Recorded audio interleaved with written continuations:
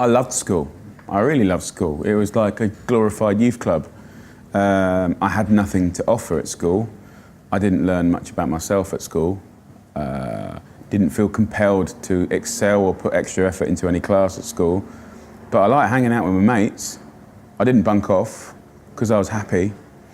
You know, it's like almost like the one hardest ingredient of school is like if the kid's happy, like you've got all the permission to do everything else. I was really happy, but nothing else happened. And it was a bit of a weird one as well because like when I was at school, like dyslexia was never really, you were either almost blind or not dyslexic. So I was just put in special needs, you know, I was just like a thick kid.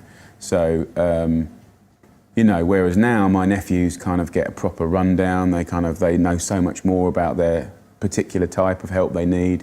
They get the assistance. They don't necessarily get dragged out of class and put in a blooming room at the top of the school like a sort of dunce. Do you know what I mean? So it was a bit of a stigma when I was at school. It didn't bother me because I was one of the bigger boys, but I mean, it wasn't great for self-esteem really.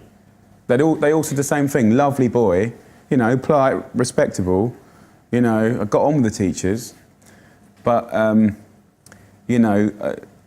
That's why I love the debate about education. You know, who said education is what we say it is? Oh, like a couple of dudes from 500 years ago sort of set up the structure of it. English, maths, science. Okay. So if you're not very good at black and white and sort of traditional academia, you're thick, therefore you have no value? Or, you know, so for me personally, I've always been passionate since leaving school about, well, there's different types of intelligence and everyone has their ability to be brilliant, and it's just a matter of, you know, school really should be about facilitating kids to find their sort of inner genius and their inner confidence and help them with life skills and just being good people, you know, whereas actually school is quite rigid. Everything's based on measurement. And every child is different, every town, every school is different, every part of the country is different. So there's no way of controlling it. So really it becomes more about culture than sort of like hard measurement. And, you know, quite a few of well, there was only 5 people in my special needs class, but 3 of them have done really well. I know people that left school with A's and A's that are really on just above minimum wage.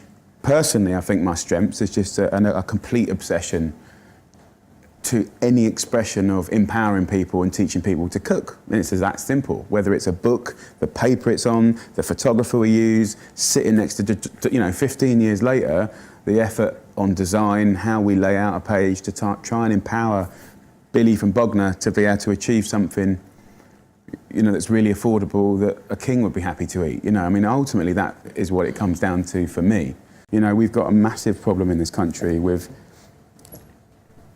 under-mentored, under-loved kids that don't see that you could be good at something very simple and turn it into a life's work that you enjoy, that makes you want to get out of bed with a spark in your eye.